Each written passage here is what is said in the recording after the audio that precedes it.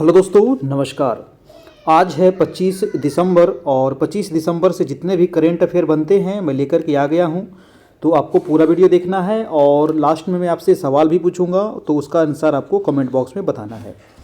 सभी परीक्षाओं के लिए दोस्तों ये करेंट अफेयर है, तो पूरा वीडियो आप लोग जरूर देखिए और चैनल पर नए हैं तो चैनल को सब्सक्राइब भी कर लीजिए। आज का पहला सवाल है कि हाल ही में राष्ट्रीय उपभोक्ता दिवस कब मनाया गया है। तो राष्ट्रीय उपभोक्ता दिवस प्रत्येक 24 दिसंबर को मनाया जाता है। आपको ध्यान रखना है, प्रत्येक 24 दिसंबर को राष्ट्रीय उपभोक्ता दिवस मनाया जाता है और जो उपभोक्ताओं के अधिकार, उसके सुरक्षा और उसके जागरूकता के महत्व को उजागर करता है, इसीलिए प्रत्येक 24 दिसंबर को राष्ट्रीय उपभोक्ता दिवस मनाते हैं।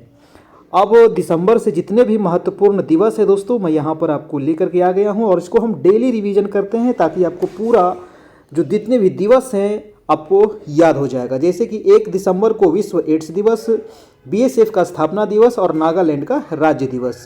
2 दिसंबर को अंतर्राष्ट्रीय दास्ता उन्मूलन दिवस, राष्ट्रीय प्रदूषण निवारण दिवस और विश्व कंप्यूटर साक्षरता दिवस।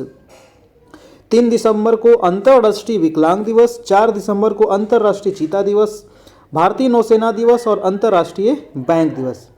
5 दिसंबर को विश्व मृदा दिवस, अंतर्राष्ट्रीय स्वयंसेवक दिवस और 6 दिसंबर को महापरिनिर्वाण दिवस। 7 दिसंबर को सशस्त्र सेना झंडा दिवस मनाते हैं और अंतर्राष्ट्रीय नागरिक उड्डयन दिवस मनाते हैं। 9 दिसंबर को अंतर्राष्ट्रीय भ्रष्टाचार विरोधी दिवस मनाया जाता है और 10 दिसंबर को मानवाधिकार दिवस मनाया जाता है और अंतर्राष्ट्रीय पशु अधिकार दिवस भी 10 दिसंबर को ही मनाते हैं। 11 दिसंबर को अंतर्राष्ट्रीय पर्वत दिवस मनाते हैं। 12 दिसंबर को अंतर्राष्ट्रीय सार्वभौमिक स्वास्थ्य कवरेज दिवस और अंतर्राष्ट्रीय तटस्थता दिवस मनाया जाता है। 14 दिसंबर को राष्ट्रीय ऊर्जा संरक्षण दिवस मनाया जाता है और 16 दिसंबर को विजय दिवस और 17 दिसंबर को भारत में पेंशनर्स दिवस मनाते हैं और 18 दिसंबर को अल्पसंख्यक अधिकार दिवस और अंतर्राष्ट्रीय प्रवासी दिवस और विश्व अरबी भाषा दिवस।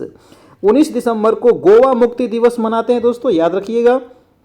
और 21 दिसंबर को विश्व ध्यान दिवस, 22 दिसंबर को राष्ट्रीय गणित दिवस और 23 दिसंबर को किसान दिवस।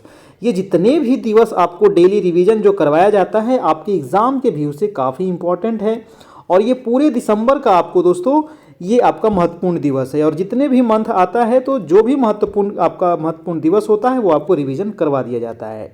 आज का दूसरा सवाल है कि हाल ही में 11 दिवसीय उत्सव धनु यात्रा कहाँ शुरू हुआ है। देखिए 11 दिवसीय यानी कि ये जो यात्रा है ये 11 दिन चलता है और ये अभी ओडिशा में शुरू हुआ है। ये महत्वपूर्ण, बहुत ही महत्वपूर्ण है आपका ये पर्व। 11 दिवसीय दोस्तों ये यात्रा होता है। विश्व प्रसिद्ध कृष्ण और ये कंस के मिथक को प्रदर्शित करने वाली 11 दिवसीय उत्सव धनु यात्रा ओडिशा में शुरू हुआ है। आप इसको ध्यान रखिएगा।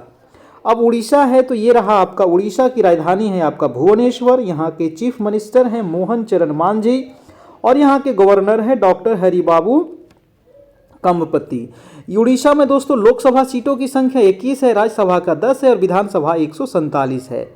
उड़ीसा में 2 बीच महत्वपूर्ण है जो आपको एग्जाम में पूछा जाता है, सोनापुर बीच और गोल्डन बीच। आपको ये दोनों याद रखना है। और उड़ीसा में दोस्तों आपका भारत का सबसे बड़े खारे पानी की झील है जिसका नाम है चिल्का झील, है ना। उड़ीसा में सबसे बड़े खारे पानी की झील है और 18वां प्रवासी भारतीय सम्मेलन भी उड़ीसा में मनाया गया है। अब चलते हैं, आपका अगला कुछ महत्वपूर्ण फैक्ट है उड़ीसा से कि उड़ीसा जो है ये क्षेत्रीय AI इम्पैक्ट कॉन्फ्रेंस की मेजबानी करेगा। उड़ीसा के 2 समुद्र तट, एक सोनापुर बीच और एक गोल्डन बीच को अंतर्राष्ट्रीय ब्लू फ्लैग प्रमाण पत्र मिला है। ओडिशा सरकार ने कृषि उपकरणों को महिलाओं के अनुकूल बनाने के लिए SOP जारी किया है और विमानन क्षेत्र को बढ़ावा देने के लिए उड़ीसा के द्वारा विमान योजना को मंजूरी दी गई है। वेदांत ग्रुप ओडिशा में 1 लाख करोड़ का निवेश करेगा और ओडिशा सरकार ने दुर्लभ अभिलेखों को संरक्षित करने के लिए ज्ञान यज्ञ मंडप नामक एक डिजिटल लाइब्रेरी के निर्माण की घोषणा की है। और नुआखाई उत्सव उड़ीसा में मनाया गया है। ये भी काफ़ी इंपॉर्टेंट नुआखाई उत्सव, आपको ध्यान रखिएगा। अगला प्रश्न है कि हाल ही में इसरो ने, इंडियन स्पेस रिसर्च ऑर्गेनाइजेशन ने किस देश की कंपनी AST स्पेस मोबाइल की ब्लू बर्ड ब्लॉक 2 संचार सैटेलाइट को सफलतापूर्वक लॉन्च किया है। तो ये किया है अमेरिका ने। जी हाँ, किसने किया है दोस्तों? तो ये अमेरिका के द्वारा किया गया है। न्यू स्पेस इंडिया लिमिटेड और एएसटी स्पेस मोबाइल के बीच समझौते के तहत ये किया जा रहा है और इस मिशन से लो अर्थ ऑर्बिट में दुनिया का सबसे बड़ा कॉमर्शियल संचार सैटेलाइट तैनात होगा, जो सामान्य स्मार्टफोन को सीधे स्पेस से हाई स्पीड इंटरनेट प्रदान करेगा। दोस्तों, ये अमेरिका के द्वारा अभी किया गया है और ये रहा आपका अमेरिका। अमेरिका की अभी राष्ट्रपति जो है वो है डोनाल्ड ट्रंप, 47वें नंबर के ये राष्ट्रपति हैं और रिपब्लिकन पार्टी के हैं। और यहाँ के जो उपराष्ट्रपति है जेडी वेंस, ये 50वें नंबर के हैं, ध्यान रखिएगा। 23 अप्रैल को अंग्रेजी भाषा दिवस अमेरिका मनाता है। ये रहा अमेरिका से संबंधित कुछ फैक्ट कि अमेरिकी नौसेना ईरा आइक साब का 150 वर्ष की आयु में निधन हुआ है और ग्लोबल एआई इंडेक्स में यूएसए शीर्ष पर रहा है। अमेरिका ने राष्ट्रीय सुरक्षा रणनीति 2025 का अनावरण किया और अमेरिका ने प्रस्तावित न्यू G20 सूची से दक्षिण अफ्रीका को हटाकर पोलैंड को शामिल किया है और अमेरिका G20 शिखर सम्मेलन 2026 की मेजबानी करेगा। अमेरिका ने मिनट मैन तृतीय मिसाइल का परीक्षण किया है और अमेरिका के पूर्व उपराष्ट्रपति डिक चेनी का भी निधन हुआ है और डोनाल्ड ट्रंप को दक्षिण कोरिया का सर्वोच्च सम्मान और स्वर्ण मुकुट प्रदान किया गया है। अगला सवाल है कि हाल ही में कहाँ पहला प्रदूषण नियंत्रण पोत समुद्र प्रताप भारतीय तटरक्षक बल में शामिल हुआ है? बताइएगा दोस्तों कि भारत का ये पहला प्रदूषण नियंत्रण पोत है जो इसका नाम है समुद्र प्रताप और ये कहाँ पर ये शामिल हुआ है, किस भारतीय तटरक्षक में शामिल हुआ है? तो ये अभी शामिल हुआ है आपका गोवा में। जी हाँ, कहाँ? गोवा में भारतीय तटरक्षक बल ने अपने पहले प्रदूषण नियंत्रण पोत पीसीवी समुद्र प्रताप को शामिल करके समुद्री पर्यावरण संरक्षण में एक महत्वपूर्ण उपलब्धि हासिल की है। और इस पोत को कहां पर दोस्तों किया गया है? तो गोवा शिपयार्ड लिमिटेड में औपचारिक रूप से इसको सौंप दिया गया है, जो भारत की बढ़ती स्वदेशी जहाज निर्माण और प्रदूषण नियंत्रण क्षमताओं को ये दर्शाता है। अब ये रहा आपका गोवा।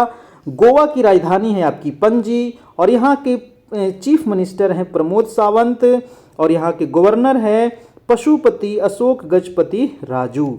ठीक है, ये है आपके गोवा में लोकसभा सीटों की संख्या आपके 2 है, राज्यसभा की सीट 1 है और विधानसभा की सीट यहाँ 40 है। गोवा की स्थापना कब हुई थी? तो 30 मई को गोवा की स्थापना हुई थी। ये भी आपको ध्यान रखना है। गोवा पर किसका अधिकार था? तो पुर्तगालियों का अधिकार था।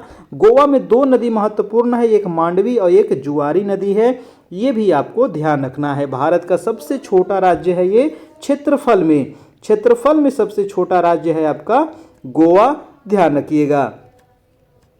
कुछ महत्वपूर्ण फैक्ट है कि 56वां भारतीय अंतर्राष्ट्रीय फिल्म महोत्सव गोवा में आयोजित होगा और international salinity conference WECARE 2025 Goa में शुरू हुआ और FIDE शतरंज विश्व कप 2025 का उद्घाटन गोवा में हुआ है। गोवा सरकार ने स्कूल और कॉलेज के पाठ्यक्रम में शतरंज को शामिल किया है और अंतर्राष्ट्रीय पर्पल फेस्टिवल का 3रा संस्करण पणजी में हुआ और गृह मंत्री अमित शाह ने गोवा में महाजे घर योजना की शुरुआत की है। ये काफ़ी महत्वपूर्ण योजना है, ध्यान रखिएगा। अगला प्रश्न है कि हाल ही में किस राज्य सरकार ने अपनी फ्लैगशिप 100 दिवसीय रोजगार योजना 100 दिवसीय रोजगार योजना कर्मश्री का नाम बदल करके महात्मा श्री कर दिया गया? जी हाँ, फ्लैगशिप 100 दिवसीय जो रोजगार योजना था इसका नाम था कर्मश्री, अब इसका नाम बदल करके महात्मा श्री किया गया है। तो ये योजना कहाँ पर था? तो ये था आपका पश्चिम बंगाल में। जी हाँ, ये योजना चल रहा था आपका पश्चिम बंगाल में। अब पश्चिम बंगाल में तो ये है आपका पश्चिम बंगाल की राजधानी है कोलकाता। कोलकाता किस नदी के किनारे है? तो हुगली नदी के किनारे है, याद रखिएगा। यहाँ के CM है ममता बनर्जी और यहाँ के गवर्नर हैं CB अंडाना बोस। और धान के उत्पादन में दोस्तों जो पश्चिम बंगाल है ये भारत में प्रथम स्थान पर है और जूट के भी उत्पादन में भारत में प्रथम स्थान पर है। ये है आपके वेस्ट बंगाल की मुख्यमंत्री ममता बनर्जी। और यहाँ पर लोकसभा सीटों की संख्या है 42, राज्यसभा सीटों की संख्या है 16 और विधानसभा सीटों की संख्या है आपका 295। तो ये है आपका पश्चिम बंगाल। पश्चिम बंगाल से कुछ फैक्ट है कि लियोनेस मेसी की अभी 70 फीट ऊंची लोहे की मूर्ति का अनावरण कोलकाता में हुआ, बहुत इंपॉर्टेंट, ध्यान रखना है। और रविंद्रनाथ सामंत को पश्चिम बंगाल का लोकायुक्त नियुक्त किया गया है। रिटायर्ड जस्टिस रविंद्रनाथ सामंत को पश्चिम बंगाल का नया लोकायुक्त नियुक्त किया गया है। क्रिकेटर ऋचा घोष पश्चिम बंगाल पुलिस की डीएसपी बनी है। और भारतीय नौसेना में पनडुब्बी रोधी युद्धपोत अंद्रोत कोलकाता में शामिल हुआ है। और सुंदरवन टाइगर रिजर्व भारत का दूसरा सबसे बड़ा टाइगर रिजर्व बन गया है। पश्चिम बंगाल सरकार ने प्रवासी श्रमिकों की वापसी के लिए श्रमश्री योजना की शुरुआत की है। अब चलते हैं, आज का दूसरा प्रश्न है कि हाल ही में सनातन संस्कृति की अटल दृष्टि नामक एक पुस्तक का अनावरण किया है। जी हाँ, इस पुस्तक को ध्यान रखना है, सनातन संस्कृति की अटल दृष्टि। इस पुस्तक का अभी अनावरण किया गया है, किसके द्वारा किया गया है? तो ये सीपी राधाकृष्णन जो भारत के उपराष्ट्रपति हैं, इनके द्वारा भी किया गया। यानी कि उपराष्ट्रपति सीपी राधाकृष्णन ने सनातन संस्कृति की अटल दृष्टि नामक एक पुस्तक का अनावरण किया, जिसमें अटल बिहारी वाजपेयी की दूरदर्शिता, पोखरण के परमाणु परीक्षण और सुशासन की विरासत और भारत के विकास में उनके अस्थायी योगदान को इसमें दर्शाया गया है। तो इस पुस्तक को आप ध्यान रखना है, बहुत बहुत इंपॉर्टेंट ये सवाल है आपका। अब कुछ महत्वपूर्ण फैक्ट कि शिखर धवन की आत्मकथा the one cricket my life and more का भी विमोचन हुआ है। ऋचा शर्मा द्वारा लिखित उपन्यास फाइंडिंग होम अगेन का विमोचन हुआ। वर्जिश देसाई के द्वारा लिखित पुस्तक मोदी का मिशन का विमोचन हुआ। द ब्रह्मास्त्र अनसील्ड नामक पुस्तक डी शिवानंदन के द्वारा लिखी गई। और सीडीएस जनरल अनिल चौहान के द्वारा लिखित पुस्तक रेडी रिलेवेंट एंड रिसर्जेंट द्वितीय का विमोचन किया गया। और एमजे अकबर के द्वारा लिखित पुस्तक आफ्टर मी चेसोस का विमोचन हुआ। और डॉक्टर मनीष वी रमेश के द्वारा लिखित पुस्तक सेम हार्ट सेम वर्ल्ड का विमोचन किया गया है। ये महत्वपूर्ण अभी पुस्तकें जो विमोचित हुई है, लिखी गई है, ये आपके एग्जाम के व्यू से काफ़ी इंपॉर्टेंट है, आपको इसको ध्यान रखना है। अगला महत्वपूर्ण प्रश्न है कि हाल ही में किस देश ने बंगाल की खाड़ी में परमाणु सक्षम K4 पनडुब्बी प्रक्षेपित बैलिस्टिक मिसाइल का गुप्त परीक्षण किया है?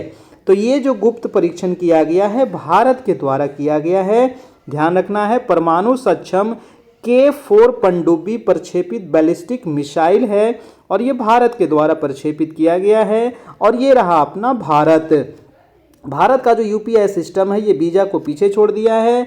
और भारत दोस्तों हेनले पासपोर्ट इंडेक्स 2025 में 85वें स्थान पर रहा, सिंगापुर प्रथम स्थान पर।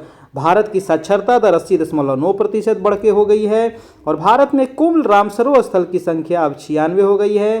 पहले ये रामसर स्थल की संख्या 94 थी, अभी 2 नया रामसर स्थल इसमें जुड़ा है। एक कोपरा जलाशय जो आपका छत्तीसगढ़ के आपका बिलासपुर में है, एक सिली सेठ झील जो आपका राजस्थान में है। ये बिहार का 3 रामसर स्थल जो अभी जुड़ा है, यह ध्यान रखना है, गोकुल जलाशय, उदयपुर झील और गोगाबिल झील। 18वां ब्रिक्स शिखर सम्मेलन जो है ये भारत में प्रस्तावित है, जबकि 19वां जो ब्रिक्स शिखर सम्मेलन है ये चीन में प्रस्तावित है। और 17वां जो ब्रिक्स शिखर सम्मेलन हुआ वो ब्राजील के रियो डी जेनेरो शहर में हो गया है। विश्व प्रेस स्वतंत्रता सूचकांक में भारत जो है 151 नंबर पर है, जबकि नॉर्वे आपके प्रथम स्थान पर है। अब कुछ महत्वपूर्ण फैक्ट है, आप इसको ध्यान रखिएगा कि भारत डोपिंग रोधी नियमों के उल्लंघन में विश्व में शीर्ष देश रहा है। भारत ने स्वदेशी ध्रुव 64 माइक्रो प्रोसेसर लॉन्च किया है। भारत ने पहला स्क्वैश विश्व कप जीत लिया है। और भारत ने अपना पैसा अपना अधिकार अभियान शुरू किया है। भारत पहली बार कॉमनवेल्थ खो खो चैंपियनशिप की मेजबानी करेगा। और FIH हॉकी पुरुष जूनियर विश्व कप 2025 में भारतीय टीम ने कांस्य पदक जीता है। भारत ने विश्व में यूनेस्को अमूर्त विरासत समिति सत्र की मेजबानी की है और IMF ने भारत के UPI को दुनिया का सबसे बड़ा रियल टाइम पेमेंट सिस्टम माना है। अब अगला प्रश्न है आपका कि हाल ही में भारत ने किस देश के लिए $450 मिलियन के राहत पैकेज की घोषणा की है। तो ये भारत ने $450 मिलियन के राहत पैकेज की घोषणा श्रीलंका के लिए किया है और ये रहा आपका श्रीलंका। श्रीलंका जो है ये आपके भारत के समुद्री पड़ोसी देश है, आपको पता है ये अपना प्यारा भारत है और ये रहा आपका श्रीलंका। श्रीलंका की राजधानी है कोलंबो, आपको ध्यान रखना, और यहाँ की करेंसी आपको रूपी है। मित्र शक्ति जो आपका जो अभ्यास होता है, सैन्य अभ्यास, ये भारत और श्रीलंका के बीच में होता है, ये आपको ध्यान रखना है, ठीक है। और श्रीलंका का जो दोस्तों ये मित्र आभूषण ये आपको प्रधानमंत्री नरेंद्र मोदी को दिया गया है।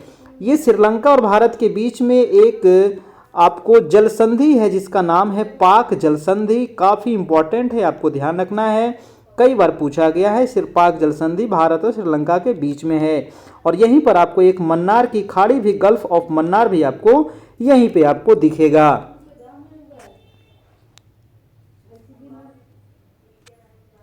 अब चलते हैं अगला सवाल। भारत और श्रीलंका के बीच संयुक्त सैन्य अभ्यास मित्र शक्ति 2025 कर्नाटक के बेलगावी स्थित फॉरेन ट्रेनिंग नोड में हुआ है। भारत द्वारा वित्त पोषित बहुजातीय त्रिभाषिक स्कूल का उद्घाटन श्रीलंका में किया गया और भारत ने श्रीलंका के साथ मन्नार आपातकालीन देखभाल इकाई के लिए समझौता ज्ञापन पर हस्ताक्षर किए हैं और पर्यटन को बढ़ावा देने के लिए श्रीलंका 40 देशों को निःशुल्क वीजा देगा और श्रीलंका में अशोक स्तंभ की एक प्रतिकृति का अनावरण किया गया है। अगला प्रश्न है कि हाल ही में कहां सुबनसिरी लोअर जल विद्युत परियोजना की यूनिट 2 चालू हुई है दोस्तों। और अभी ये सुबनसिरी, देखिए सुबनसिरी जो है ना, ये सुबनसिरी एक नदी भी है और ये नदी बहती है आपको अरुणाचल प्रदेश में और ये यूनिट 2 जो चालू हुआ है ये अरुणाचल प्रदेश में ही आपका हुआ है। जी हाँ, जल विद्युत परियोजना है यूनिट 2 इसका भी चालू हुआ है अरुणाचल प्रदेश।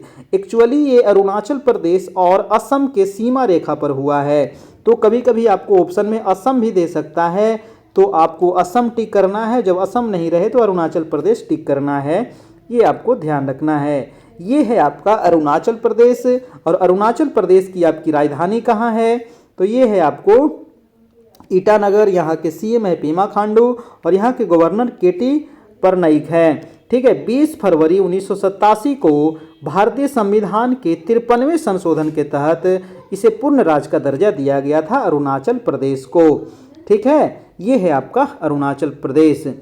अब चलते हैं आपका अगला सवाल। कुछ महत्वपूर्ण फैक्ट है कि अरुणाचल प्रदेश की सियांग घाटी में तितलियों की 6 नई प्रजातियां खोजी गई है। पूर्वी प्रचंड प्रहार नामक 63वां अभ्यास अरुणाचल प्रदेश में आयोजित किया गया।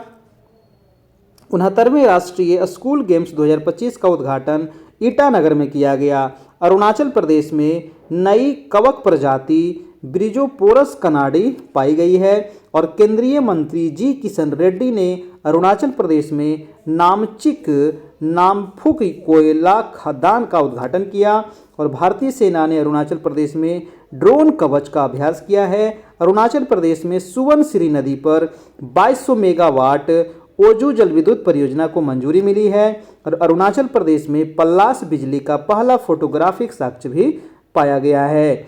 अगला प्रश्न है कि हाल ही में ICC महिला T20 अंतर्राष्ट्रीय गेंदबाजी रैंकिंग में शीर्ष स्थान हासिल कौन किया है, तो ये उनको आप पहचान रहे होंगे, ये है आपके दीप्ति शर्मा। और दीप्ति शर्मा ICC महिला T20 विश्व कप T20 अंतर्राष्ट्रीय गेंदबाजी रैंकिंग में अभी शीर्ष स्थान हासिल की है, ये भी आपको ध्यान रखना है। और अभी ODI में भी ये शीर्ष स्थान हासिल की थी, तो ये है आपके दीप्ति शर्मा। अगला सवाल है कि हाल ही में INS सिंधु घोष को रिटायरमेंट मिला है, यह कब भारतीय नौसेना में शामिल हुआ था। जी हाँ दोस्तों, ये INS सिंधु घोष को अभी रिटायरमेंट कर दिया गया है। ये 4 दशक पहले यानी कि आज से 40 साल पहले भारतीय सेना में ये शामिल किया गया था और ये 1985 में आपको शामिल किया गया था। यानी भारतीय नौसेना ने 19 दिसंबर 2025 को औपचारिक रूप से INS सिंधु घोष को सेवा मुक्त कर दिया गया है, जो 4 दशकों के गौरवशाली सफर का अंत था। यानी कि 1985 में इसे सेना में शामिल किया गया था और अभी हाल ही में इनको रिटायर कर दिया गया है। अगला सवाल है कि हाल ही में RBI ने बैंकिंग प्रणाली में कितने लाख करोड़ रुपए की तरलता उपलब्ध कराने की घोषणा की है। तो अभी RBI ने 2.90 लाख करोड़ रुपए ये तरलता इसमें उपलब्ध कराने की घोषणा की है। तो इसका जो आंसर हो जाएगा वो B नंबर हो जाएगा।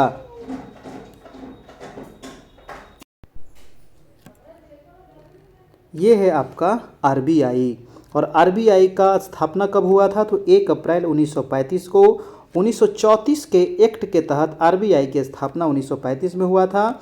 इसका हेडक्वार्टर कहाँ है, तो मुंबई है और इसके गवर्नर अभी वर्तमान में कौन है, तो संजय मल्होत्रा, जो 26वें नंबर के आपके गवर्नर हैं, ध्यान रखना है। RBI में दोस्तों 4 डिप्टी गवर्नर होते हैं और ये 4 डिप्टी गवर्नर ध्यान रखना है, डॉक्टर पूनम गुप्ता, S जानकी रमन और T रविशंकर और शिरीष चंद्र मुर्मू। अगला प्रश्न है कि हाल ही में ग्लोबल फूड सिटी रैंकिंग 2025-26 में कौन शीर्ष पर रहा। देखिए, ग्लोबल फूड सिटी रैंकिंग में अभी शीर्ष पर जो रहा है वो नेपल्स रहा है और नेपल्स जो है ये इटली का शहर है। ठीक है, इटली का एक शहर है नेपल्स, जो ग्लोबल फूड सिटी रैंकिंग में पहला स्थान हासिल किया है और इसमें जो अपना जो मुंबई है ये 5वां नंबर पे आपका है, आपका 5वां स्थान भारत का मुंबई हासिल किया है। अगला प्रश्न है कि हाल ही में कौन सा राज्य भारत का पहला रोलिंग बजट पेश करेगा। तो भारत का पहला रोलिंग बजट जो पेश करने वाला राज्य बन गया है वो आपका मध्य प्रदेश बन गया है। ये आपको याद रखना है, मध्य प्रदेश। अब ये रहा दोस्तों आपका मध्य प्रदेश। मध्य प्रदेश की राजधानी भोपाल है। यहाँ के CM डॉक्टर मोहन यादव है। यहाँ के गवर्नर मंगू भाई सी पटेल हैं। मध्य प्रदेश जो है ये चना, सोयाबीन, लहसुन, अरहर, तिलहन उत्पादन में भारत में पहला स्थान है और हीरा, मैग्नीज, तांबा, डोलोमाइट में भी ये शीर्ष स्थान रखता है। मध्य प्रदेश में लोकसभा सीटों की संख्या 29 है, राज्यसभा के 11 है और विधानसभा के 230 है। अगला प्रश्न है कि वीरांगना दुर्गावती टाइगर रिजर्व मध्य प्रदेश में चीतों का नया ठिकाना बनेगा।